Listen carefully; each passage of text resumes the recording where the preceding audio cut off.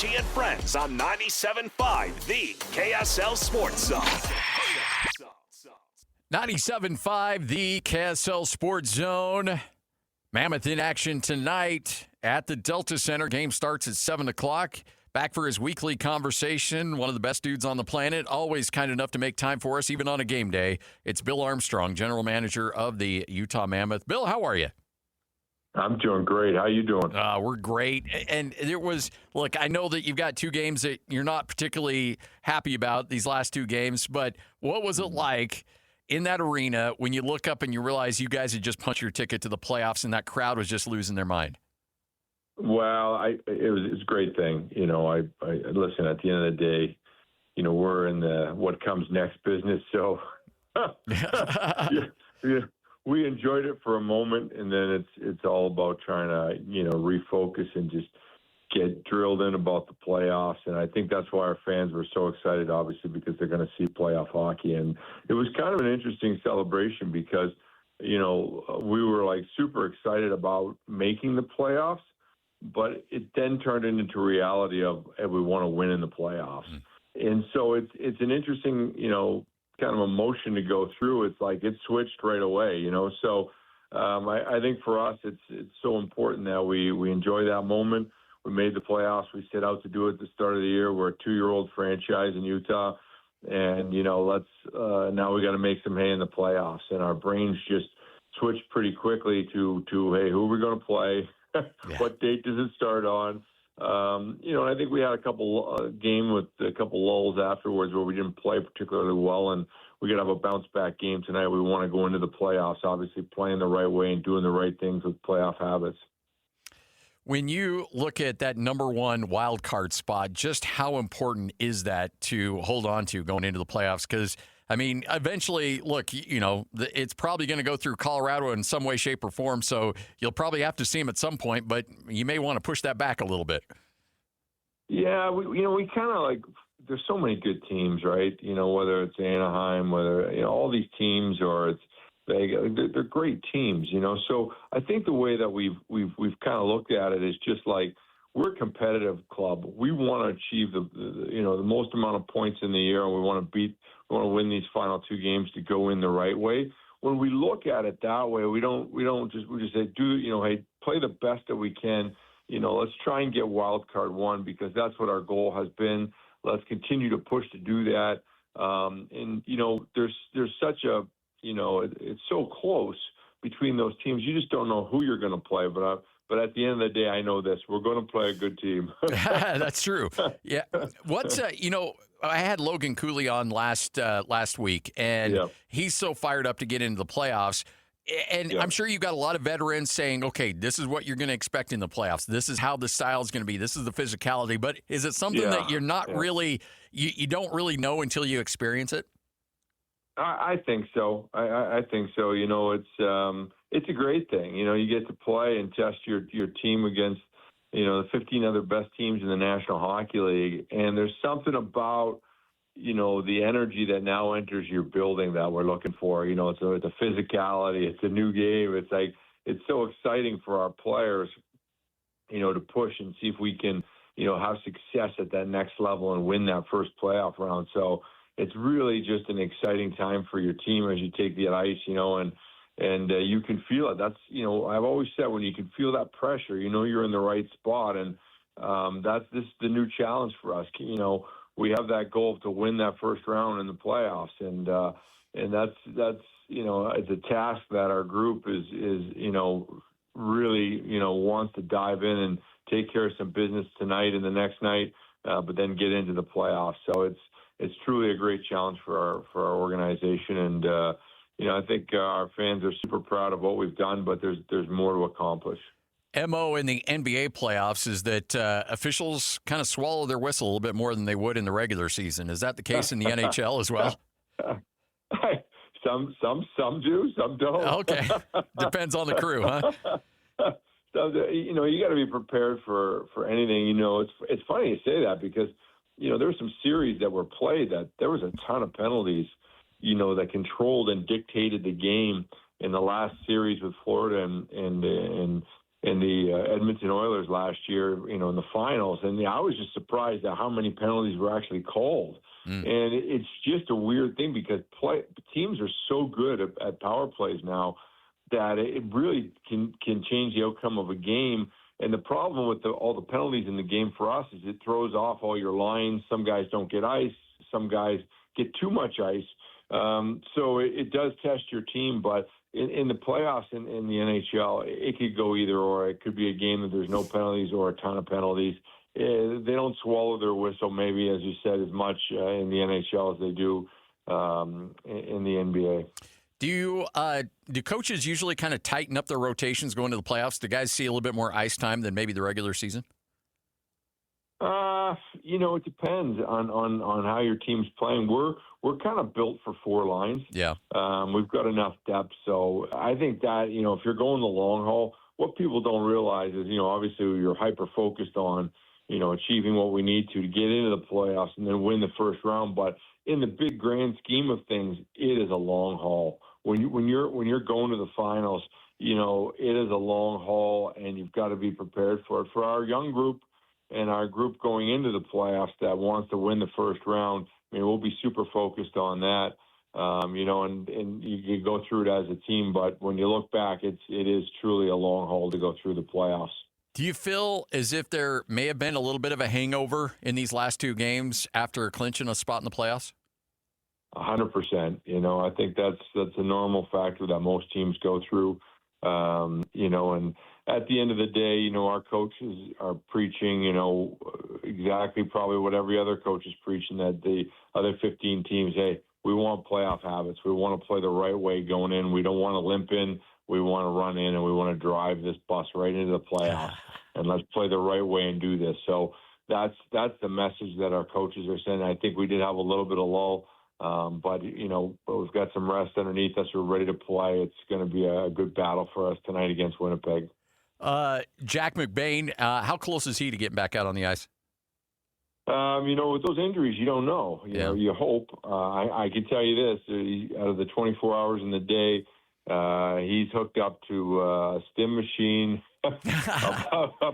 about 23 hours. He's every time I see him, he's working on his rehab. So, he's pushing. We'll see how close he can get and if he can get back in the lineup, but we do miss him, that's for sure. I had a college player, a football player, tell me once that he's like, I have to be really hurt before I tell somebody on the training staff because there's nothing worse than being stuck in treatment for 20 hours of the day to get back out on the field. He's like, that's more miserable than anything. It's Chinese water torture for those guys, and a lot of times the injured guys, they got to sit and watch the team achieve, and that's hard for them. They want to be a part of it. They want to be in the mix and in the fight of it. So it's really tough to go through. I know Barrett Hayden has had to sit a few games here with injuries too. So, but they're working to get back. So we'll see if they can get back for playoffs. 2 games left, starting tonight with Winnipeg. What do you expect out of this team you're going to face tonight? Winnipeg's going to fight. I know that they're out, but they've got a lot of pride in that organization. They're President's Trophy winners last year. They got a good team. They're a hard team to play. They're big and heavy. They're going to fight like hell tonight and give us a good battle. So we got to bring our A game. Like I said, we want to get back on track, playing the right way, driving into the playoffs, not limping in. Dylan Guenther hits that 40-goal mark. Just how rare is that? How special is that for a player to achieve that in a season? It's rare. I do believe Dylan can get to 50 one year. I think it's a special thing that he's got to 40. He's been a consistent, shooter every single night in our lineup. And for him to be at that age and achieving what he did is a huge, he's been such a big impact on our team with the ability to score goals. And we're going to need him to score even more in the playoffs for us. But I like what he's done in the regular season and put up those type of numbers. Pretty impressive. I loved our conversation. I think it was a week or 2 weeks ago when the offense really started to click on that 5-game winning streak. And I asked you, hey, what do you attribute that to? And you're like, yeah, we're getting more shots out. We're attacking the goal a little bit more. Sometimes it can be that simple, huh? It is. Just put pucks and people at the net. The NHL's tough to score in. It's a tough league. But sometimes, you're always looking for that perfect play, especially for us. I think we're a pretty skilled hockey club, so sometimes we look for that over-perfect play. But really, the truth is just putting it on net. It'll go in. It'll hit something. It'll deflect. It'll go in the net. So I think we got to continue to put pucks and people at the net. Good things happen when we do that. I reference other sports and other coaches that I talk to, but I had a basketball coach tell me that he had to get on his team for being a little too unselfish. Like, hey, you guys can only pass it so many times. Somebody's going to eventually have to take a shot, and I don't want anybody to pass up a good shot to make an extra pass. Sometimes can that happen in the hockey world? Oh, especially with for our club, we're pretty talented, like I said, and we're pretty skilled, and we're good off the cycle. But there are times where we overpass. And I think, we've learned to shoot more as an organization. I think our coaching staff has done a good job and been on our players from the get-go and just really tried to create more shots in the game and more quality shots. I think at times we can get too pretty with our passing. So I think that's something that we've grown and got better on all year long. And, when we shoot the puck, like you said, it goes in. So we got to continue to do that. So I know the playoff beard's a thing. Does that extend into the front office as well? Absolutely not. It's every man. Some teams are right into the playoff beards. It's what you're comfortable with. I think some of the best teams I've ever been on have kind of kept a lot of things that they do the same going in from the regular season to the playoffs. They haven't changed too much. I know some teams rally around. They do crazy stuff and, they try to change a lot. For us, I think, it'll be interesting to see if our guys do wear the playoff beards. But for most part, we should be trucking along just like we normally do. Same pathway, same process, everything the same for us, and just continue to move forward here and play good hockey, play playoff hockey with good habits here. And if we do that, we'll be successful. It's interesting you bring that up because when you talk to players and what we would describe as being superstitious, they just talk about that's my routine. And as long as I stick to my routine, I feel comfortable and I play better. So it's not necessarily superstition. It's like, hey, this is what I do every day. And when I do that, then I feel more comfortable out on the ice or the field or whatever the case is. Yeah, because you're trying to create that same ritual so everything stays the same and you can produce consistency at an elite level. And it does get a little superstitious for some guys. I know my wife is crazy superstitious about the seat she sits in and what she wears and all that kind of stuff. So people do get very superstitious at times, and so do players. They want that consistency. They're always looking to do the same things in a day. So for fans that will show up to the Delta Center for the playoff games and watch, on the road when you guys are in the playoffs, what's it like if you're experiencing playoff hockey as a fan for the first time? What can you expect to see that may be a little different than the regular season? Well, I think guys are more tuned in. I think the speed picks up. It jumps up. I think the physicality, there's 22 more hits in the game, so they'll notice that right away. Wow. And I think there's a purpose in why you're playing. Sometimes in the 82 game season, it can get lost at times where you're playing Tuesday night somewhere and it's not as big as a game, but in playoffs, every game is huge. And I think fans feel that. They cheer louder, players play harder, skate faster. They do a lot of things where there's a lot more purpose of what they do. And when they do that, I think it creates an atmosphere where there's a ton more energy inside your arena, and it's electric. And I can't wait for our fans to see us play in the playoffs. Hopefully we get rid of the first game jitters and all that kind of stuff, and play to our best of our ability. When you and Bear are talking to this team and motivating them, do you treat it like just another game, or do you lean into okay, guys, this is a different level here? And when we talk about routine and trying to keep guys level, how do you address that from a motivation standpoint? Well, motivation is the easy part in the playoffs. Everybody's motivated to achieve in the playoffs. But during the 82-game season, there are points where, coach has to talk to the players or I have to talk to the players. And it's just about getting their mindset reset and getting refocused and recommitted to the process. But in playoffs, it's right in front of you. You know, the motivation's right there to win every single night. You got to win 4 out of the 7 games of that series and get it done. So the motivation for our team will be crazy good in the playoffs. But once in a while, during the course of the season, you know, there are reminders and resetting their mindset during at times, and that's, you know, I do it a little bit, but, you know, Coach does it every night with them too. Well, hey, good luck these final 2 games. I'm going to be there tonight. My 14-year-old is like, Dad, we're going to this game. Find a way to get me there. I'm like, okay, we'll get you there. So my 14-year-old and I will be there. We're fired up to catch some games in the Delta Center. Good luck the rest of the way, and we'll talk next week about the playoffs. Oh, that's great. Thanks for having me on. Go Mammoth. Let's do it. There he is, Bill Armstrong, general manager of the Utah Mammoth, as they're going to the playoffs, folks. Now, look, let's do a little. You know, back in the day, remember when Kevin Graham was doing the what was it? What did he call the Truth Machine? Was it Susan the Truth Machine? Susan the Truth Machine, which, by the way, was great back in the day. Now AI has just completely obliterated that thing. Right. But, you don't even have to piece it together. No. Like it's just very natural. Yeah, now it sounds like normal. Like there's sometimes, like early on, when Hans and I would send you like, hey, can you believe this guy said this in a press conference? You're like, that was AI, by the way. I mean, It's crazy, some of the stuff people are doing now. However, if we were to hook up Susan the Truth Machine to Bill, and he's like, look, you're going to play a good team in the playoffs regardless, but make no mistake, you want that number 1 wild card spot. You don't want to draw Colorado in the first round. You just don't. Colorado is just a machine right now, and they've been a machine the entire season. You would like to avoid that buzzsaw as long as you possibly can. Now, will that team, Colorado win the Stanley Cup? Will they hoist it?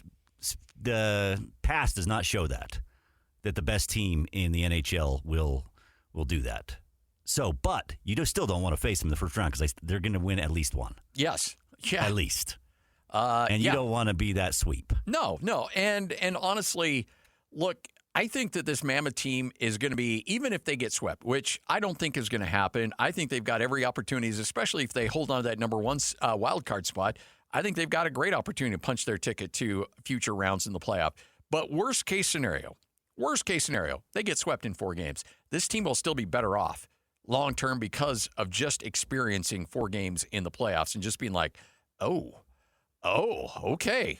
That check across the board felt a little different in this game than it does in those previous 82.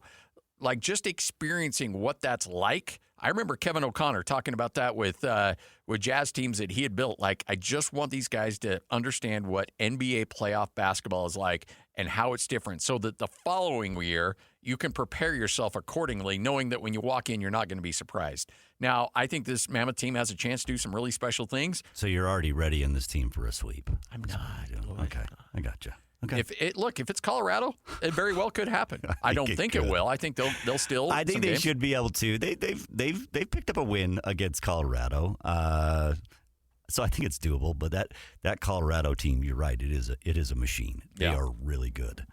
So look, but bottom line is this, and he's right. He's spot on. Whoever they play in the first round is going to be a really good team. But I would like it to be Vegas, though. I know I would like. I would not mind it being Vegas, or I want it to be Vegas. So since we're spending Nate's money like a drunken sailor right now, and blowing out budgets right and left, should we go talk to him after the show? I think so. I think that he loves it when you and I, after the show, we walk into his office and we say, "Hey, Nate, we've got an idea. You got a few minutes? We've got an idea for you." No, when we go down to Nate's office, we're going to say, look, when they're playing Vegas, you know what? We can road trip it. Very travelable. Let's just go down. You, me, Cole, Jay. Let's just bring the whole crew down to Vegas. Let's do it. And we'll have a good time. We can find a place to stay. Guaranteed. Sure. Let's Vegas is cheap these days, anyways. We'll stay at PK's place in St. George. Oh, absolutely. Yeah, I forgot about that. We got the St. George Studios. Yes, we do. He would love that. He would absolutely love it. Invite us. Yeah, we just welcome. There's that little gnome by the front door that has the key in it. Yeah. We just off we go. We'll be in. He'll let us know right where it is. Yeah, I'm sure. It's like, hey, Mikasa Sukasa, let's go. Mikasa. If there's anybody you can think on this planet that would be more than happy to welcome you into their home, that would be Patrick Kinnear. Absolutely. Good dude. He is a good dude. Absolutely. But a little bit of what's mine is mine, and you're not going to infringe. You're not welcome in my You're not welcome in my home. You see that gnome right there? It means not welcome. It means don't you dare come near my house. Yeah, I could. Well, never mind. But I could see him having a lot of safety measures in place. Yeah, we'll bring some food. We'll bring the food. Yeah, look, come on. We'll hit a little Mickey D's on the way. Yeah, we got it. In and out, maybe. Oh yeah, that's right. Yeah, In and Out in St. George. St. George. Why not? You know, that's the sad part about those places when they finally get up into your area. Like In and Out in Vegas was like, look, you're leaving Vegas or you're coming into Vegas. Prime In and Out. Right off at Tropicana. Yeah, you're going to sit in the line for 30, 40 minutes. But, man, when you got that In and Out in Vegas, it just hit different. Yep. And now that it's available to you pretty much anywhere here in Utah, it's just like, it's not quite the same. I can get this whenever I want. Yeah. No, I agree. It kind of loses that appeal. So, anyway. Hey, look, but I know the kids these days love to hate on In-N-Out. You will not get any In-N-Out hate from me. Maybe the fries, but the burger, still, it's right there. It's absolutely right there. All right, 97.5, the KSL Sports Zone. Coming up next, a little bit of breaking news in the world of sports journalism. You and I have stayed out of the old Mike Vrabel, Diana Rossini thing for the entire. It might be time to wade those waters. We may have to wade into those waters a little bit, and I don't really want to, but it's now becoming a story. It got a little tabloidish, if that's a word, but unfortunately, it's now becoming somewhat of a bigger story. So we're going to touch on that coming up here in our next segment. But joining us now, the man, the myth, the legend, Dave Nellis. Hey, you know what? When you think of me and Dave, you think of marathon runners. Clearly. Yes. We fit that type. And you got the 25th annual America First Ogden Marathon upcoming. 7th year, America First has been the presenting sponsor. And I know we talk about community events. This is a big one up there in Ogden. Yeah, this is one of those choice things. My dad grew up in Ogden. We grew up in South Ogden. But Ogden has just this awesome vibe of togetherness. And when they put together the Ogden Marathon, they found just the golden recipe to bring that community together. And this is one of the most scenic marathons, I think, around. And it's been voted like one of the top 5 best qualifiers for beginners. And this is a qualifier for the Boston Marathon. My daughter-in-law ran it, and I have had the privilege to be up there at the finish line, seeing people come through, and the community spirit, the energy, the vibe, the celebration, just the togetherness is something really an honor to be a part of. These runners give it their all, and to see them you see people like honestly almost crawling to the finish line and people cheering them on. I've seen people like, okay, this guy needs medical attention. Get him something quick. And they love it. There's just something crazy about marathon runners that just keep them going. And I love the perseverance. Well, you'll have a great support staff, a great supporting squad there, ready to help people as the finish line right there in downtown Ogden at 25th Street and Grant Avenue. So that's where things are going to finish up. And America First is going to be right there supporting these guys as much as anybody. Yeah, we're right there. We love to be a part of this. You know, there's an expo that they have that's going on. There's lots of different races. The race is sold out, but there's a huge community celebration with food vendors and music and awards and all different kinds of things just to get involved in. So even if you're not a runner, if you're supporting a runner, if you just want to get into some good community, downtown kind of vibe, go on May 15th and May 16th at the Ogden. More information available at ogdenmarathon.com. I was going to run it, and then you just mentioned that it's sold out. So, unfortunately, I will not be a part of it in terms of running this year, but I am excited to be Scotty, up there. I might know a guy. I just might know a guy. No. You said it's sold out. So, I mean, the door's closed there. Do you think you could do a half? I think I could. They have an 8.2 mile and also a 5K. All right. And a 1K for the kids. Oh, 1K. And that one's not sold out. Okay, so the kids extend to like 47, years old, or what's the 47? Is that it? Man, we're maybe a couple of years. Okay. We're not at the big one yet, though. We're still under the Mendoza line there. I could squeeze you in. Yeah. Okay. All right. So let's say what? All right. So what are you got the marathon? You got the half marathon, the 8.2 mile, the 5K, and the 1K, and they have a relay. What do you think about the 8.2? You think you could do that? Easy. Oh, easy. We could do it. Arm in arm, we should do it next year. Next year. Okay. Okay. Well, next year, let's just do the full marathon. If we're talking about 12 months from now, I'll commit to that right now. E-bikes. Yes. Let's go. I love it. All right. AmericaFirst.com. More information and all the great products available at AmericaFirst.com. That's AmericaFirst.com. And if you want information on the Ogden Marathon, that's available for you at OgdenMarathon.com. This is 97.5, the KSL Sports Zone. It's time to spin the wheel and talk some sports. This is Sports Roulette on 97.5, the KSL Sports Zone. 97.5, the KSL Sports Zone. Time for another edition of Sports Roulette. We take some of the big storylines. Lloyd puts them on a roulette wheel. We spin that little wheel. Wherever that little white ball lands is what we are then committed to talk about. We are not allowed to talk about anything else unless that little white ball lands on a topic of our choice. So, Lloyd, fire up that wheel.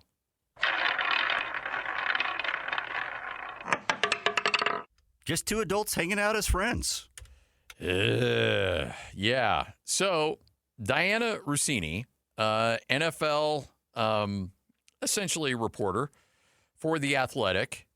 And you go back a week ago, page 6, New York, is it New York Post or New York Times? Anyway, one of those New York papers. Post, I believe. Found some photos of her and Mike Vrabel hanging out at a pool at a resort.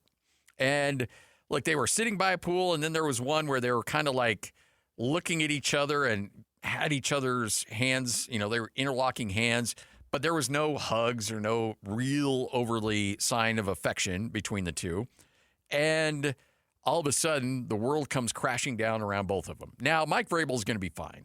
Mike Vrabel's not, especially with the turnaround that he's done in New England, that dude's fine. And again, there may be a little bit of a double standard here, but Diana Rossini just absolutely is getting obliterated by colleagues and other people in the media. And both of them are married, not to each other. Both of them have families. But there is a strong belief that, there may have been some shenanigans up in that resort. Diana Rossini and Mike Vrabel both said, hey, they were both with respective groups at the time that just happened to run into each other. And immediately The Athletic was, all right, we got your back. Diana, sure. And then all of a sudden the heat continued to pick up to the point where The Athletic then goes to Diana Rossini and say, okay, look, we need some receipts here. We need you to prove that you're with a group of people. Who was there? Yeah. Just let us know. Like, look, everybody's taking selfies these days. Everybody's taking pictures. So just, send over some pictures of you and your girlfriends hanging out at the resort, and we're good. Well, I don't know how that went in terms of providing proof. What we do know, though, is just a moment ago, Diana Rossini submitted her resignation to The Athletic. And here's that letter. Please accept this letter as my resignation from The Athletic, effective immediately. I have come to this decision with deep sadness, but with clarity about what's right for me, my family, and the work I have spent building my career. You and I, she's talking about the editor, the executive editor of The Athletic, Steve Greenberg. You and I have already publicly addressed the recent attacks against me, and I have nothing to add publicly about what we have said. I've covered the NFL with professionalism and dedication throughout my career, and I stand behind every story I've ever published. When the page 6 item first appeared, The Athletic supported me, unequivocally expressed confidence in my work and pride in my journalism. For that, I am grateful. In the days that followed, unfortunately, commentators in various media have engaged in self-feeding speculation that is simply unmoored from the facts. Moreover, the media frenzy is hurtling forward without regard for the review process The Athletic is trying to complete. It continues to escalate, fueled by repeated leaks, and I have no interest in submitting to a public inquiry that has already caused more damage than I'm willing to accept. Rather than allowing this to continue, I've decided to step aside now before my current contract expires on June 30th. I do not believe because I've accepted the narrative that I've constructed around this episode, but because I refuse to lend it any further oxygen or let it define me or my career. Unfortunately, this is going to define your career. Yes. This is one that you're not going to be able to walk away from, unfortunately. And you and I, if you truly believe that, why would you not want to fight this? Yes. If you truly believe, say you're innocent, which you are saying in the statement as well, you were taking no accountability. You were saying that you're innocent essentially. Yeah. Then fight it. Show what you have to show. Squash all the leaks. Squash everything. If she sent out a photo of her and her BFFs at the resort, this would all go away. Now, granted, there'd still be a little mud, unfortunately, and it wouldn't be deserved. But, that she's like, hey, look, we ran into each other. We sat by each other at a pool. We were just shooting the bull, and people took some pictures. But I was here with friends. This is a picture of us in the car going over. This is a picture of us having dinner. This is a picture of us, enjoying our time together as a group. This is it. And then I think it goes away. I not immediately, but it goes away. The problem is that about, I want to say 10 years ago, the wife of a GM of the Redskins accused her of going, using, various favors, if you will, to acquire stories. And then this happens. And the problem is that, again, I'm not saying it's deserved, but that just becomes part of your MO. And that's what people assign you with. And it sucks. It's unfortunate. Do I think that it should impact her career? Probably not. I don't think so. But we are a society that loves our gossip and we love to tear people down. Look, I don't think Diana Rossini is a bad NFL reporter. I think she does a very good job. I think she has done an exceptional job in her time covering the league. And whatever she does going forward, I think she'll do an exceptional job. I think it's unfortunate that she gets mired into this. But if it is self-inflicted, you kind of have to know that that's going to be a problem. And if it leaks out, it's going to be a problem.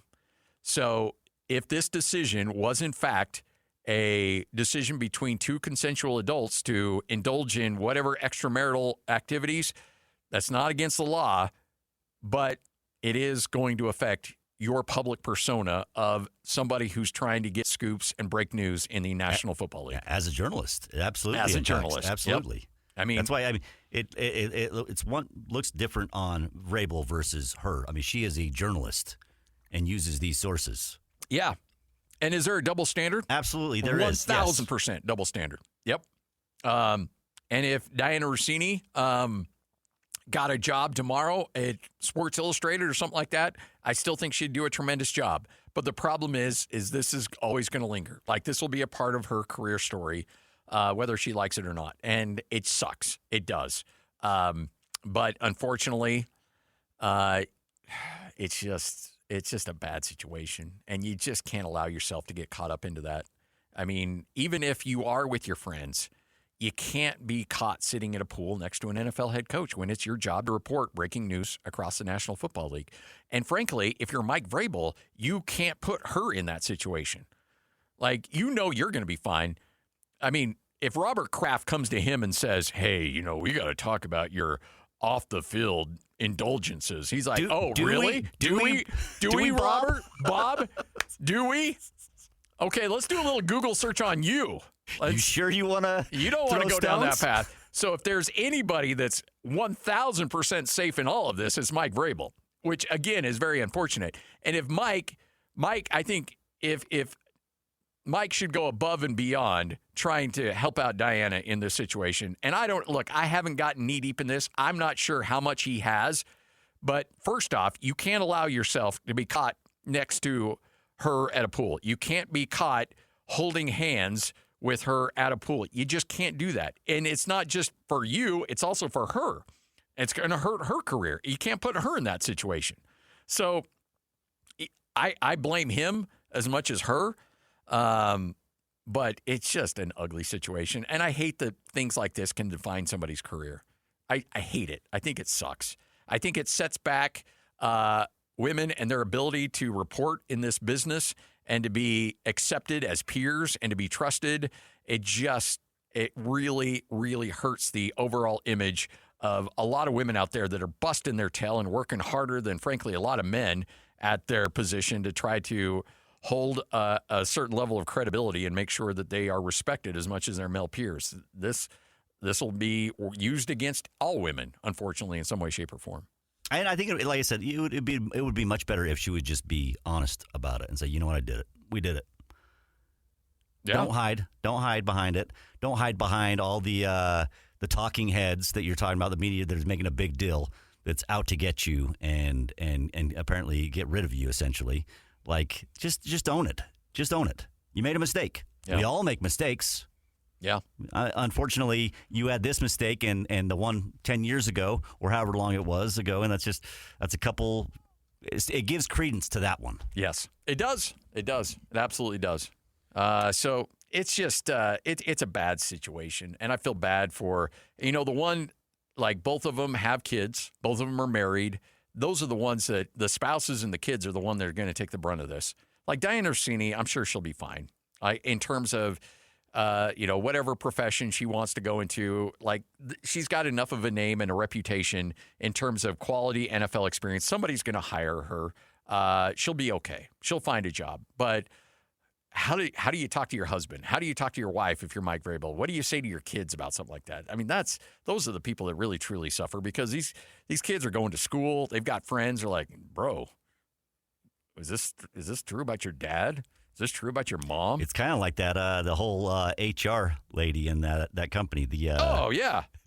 It's kind of like that where, I mean. The Coldplay concert? The Coldplay concert, yes. That thing never goes away. I think she was like recently on like Oprah or something recently. Really? I think so. Did she finally speak out? I think she did finally speak out, about it. Yeah, Chris Martin.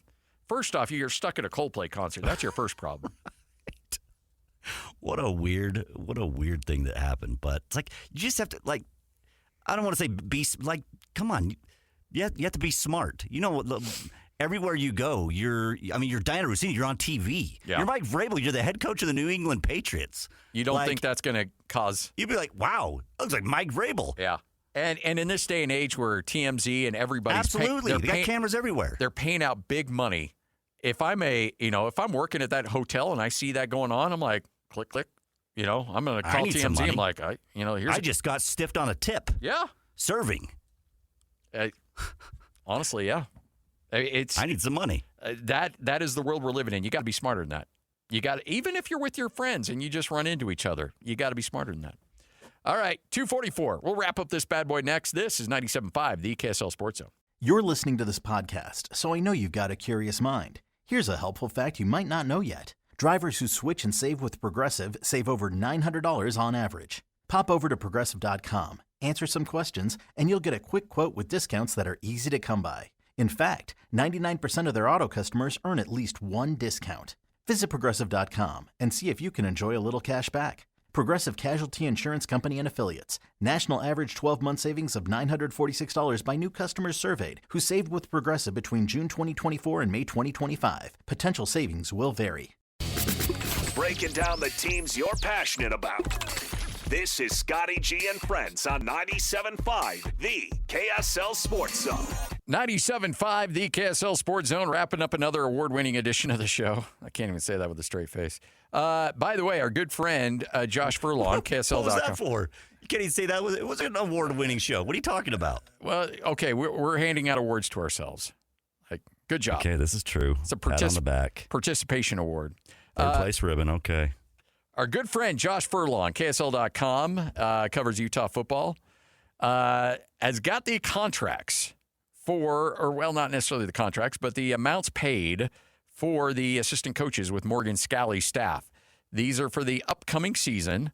Offensive, Kevin McGivern breaking $1 million. He's at $1.1 million. Jordan Gross, your offensive line, making $600,000. Marky Atawaya, $400K. Luke Wells, your tight end coach, at $400,000. Chad Bumpus at $300,000, and Ryan Gunderson, the quarterback coach, $250K for the upcoming season. And McGivern, whether it's Utah or McGivern himself, had to chip $225,000 to Utah State to get out of his contract on his buyout. Colton Swan now at $850,000 a year as a defensive coordinator. Sharif Shah, $800,000. Luther Ellis checking in at $550,000 as the defensive tackle coach. Derek Odom at $400,000 as well. So that's your staff salaries for the University of Utah football coaching staff for this upcoming season. You can follow Josh Furlong and get more information from him Josh does a tremendous job covering the Utes at J4 KSL. All right, 97.5, the KSL Sports Zone.